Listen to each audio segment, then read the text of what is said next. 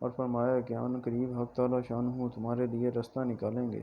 صلح نامہ کے مکمل ہو جانے کے بعد ایک دوسرے صحابی ابو بصیر رضی اللہ تعالیٰ عنہ بھی مسلمان ہو کر پہنچے۔ کفار نے ان کو واپس بلانے کے لیے 2 آدمی بھیجے۔ حضور اقدس صلی اللہ علیہ وسلم نے حسب وعدہ واپس فرما دیا۔ ابو بصیر رضی اللہ تعالیٰ عنہ نے عرض بھی کیا کہ یا رسول اللہ صلی اللہ علیہ وسلم، مسلمان ہو کر آیا، آپ مجھے کفار کے پنجے میں پھر بھیجتے تو انہوں نے اس سے بھی صبر کرنے کو ارشاد فرمایا کہ انشاءاللہ ان قریب تمہارے واسطے راستے کھلے گا۔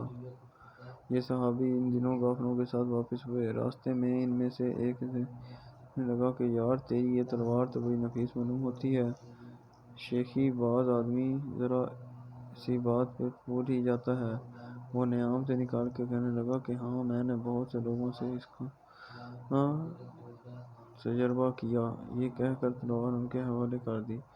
انہوں نے اس کا تجربہ کیا۔ دوسرا ساتھی یہ دیکھ کر کہ ایک کو تو نپٹا دیا، اب میرا نمبر ہے، بھاگا ہوا مدینے آیا۔ حضور کی خدمت میں حاضر ہو کر عرض کیا کہ میرا ساتھی مر چکا ہے، اب میرا نمبر ہے۔ اس کے بعد ابو بصیر کی طرف پہنچے اور عرض کیا کہ یا رسول اللہ صلی اللہ علیہ وسلم، آپ اپنا وعدہ پورا فرما چکے کہ مجھے واپس کر دیا، اور مجھ سے کوئی عہد ان لوگوں کا نہیں ہے، جس کی ذمہ داری ہو وہ مجھے میرے دین سے ہٹاتے ہیں، اس لیے میں نے یہ کیا۔ حضور صلی اللہ علیہ وسلم نے فرمایا کہ لڑائی بھڑکانے والا ہے، کاش کوئی اس کا معین مددگار ہوتا۔ وہ اس کلام سے سمجھ گئے کہ اب ہی اگر کوئی میری طلب میں آئے گا تو میں واپس کر دیا جاؤں گا، اس لیے وہاں سے چل کر کنارے ایک جگہ آ پڑے۔ مکہ والوں کو اس قصے کا حال معلوم ہوا تو ابو جندل جن کا قصہ پہلے گزرا چھپ کر وہیں پہنچ گئے۔ اس طرح جو شخص مسلمان ہوتا وہ ان کے ساتھ جا ملتا۔ سبحان اللہ۔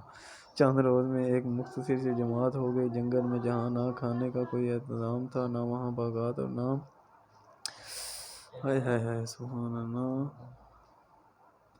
آبادیاں۔ اس لیے ان لوگوں پر جو گزری ہوگی وہ تو اللہ ہی کو معلوم ہے، مگر جن ظالموں کے ظلم سے پریشان ہو کر یہ لوگ بھاگتے تھے ان کا ناقتہ بند کر دیا۔ وہ قافلہ ادھر کو جاتا اس سے مقابلہ کرتے اور لڑتے، حتیٰ کہ کفار مکہ نے پریشان ہو کر اس کی خدمت میں عاجزی کر کے اللہ اور رشتہ داری کا واسطہ دے کر آدمی بھیجا کہ اس بے سری جماعت کو اپنے پاس بلا لیں گے، یہ معاہدے میں داخل ہو جائے اور ہمارے لیے آنے جانے کا راستہ کھلے۔ لکھا ہے کہ دوسرے وسلم کا اجازت نامہ جب رات کے بعد پہنچے تو ابو بصیر رضی اللہ عنہ موت میں گرفتار تھے، مرد الموت میں گرفتار کا بلاوا میں تھا کہ اس حالت میں انتقال فرمایا۔ رضی اللہ عنہ آدمی اگر اپنے دین پر پکا ہو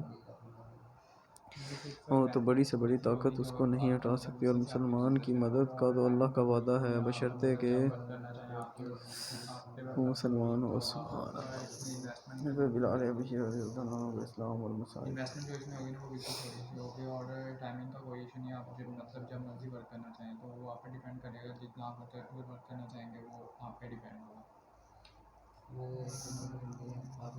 حضرت بلال حبشی رضی اللہ عنہ کا اسلام اور مصائب۔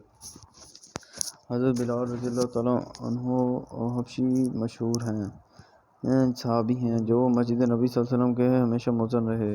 شروع میں یہ کافر کے غلام تھے، اسلام لے آئے جس کی وجہ سے طرح طرح کی تکلیفیں دیے جاتے تھے۔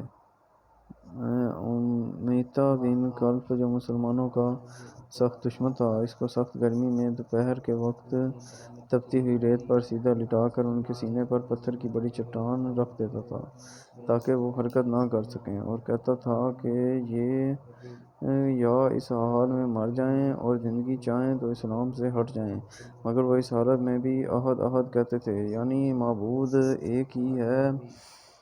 رات کو زنجیروں میں باندھ کر کوڑے لگائے جاتے اور اگلے دن ان زخموں کو گرم زمین پر ڈال کر اور زیادہ زخمی کیا جاتا تاکہ بے قرار ہو کر اسلام سے پھر جائیں یا تڑپ تڑپ کر مر جائیں۔ عذاب دینے والے اکتا جاتے، کبھی ابو جہل کا نمبر آتا، کبھی امیہ بن خلف کا، کبھی اوروں کا، اور ہر شخص اس کو کوشش کرتا کہ تکلیف دیتے میں زور ختم کر دے۔ حضرت ابوبکر صدیق رضی اللہ عنہ سے اس حالت میں دیکھا تو خرید کر آزاد فرمایا۔ چونکہ عرب کے بت پرست اپنے بتوں کو بھی معبود کہتے تھے، اس لیے ان کے مقابلے میں اسلام کی تکمیل توحید کی تھی۔ جس کی وجہ سے حضرت بلال رضی اللہ عنہ کی زبان پر ایک تھا۔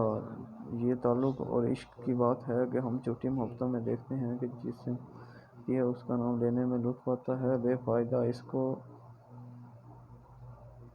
رٹا جاتا ہے۔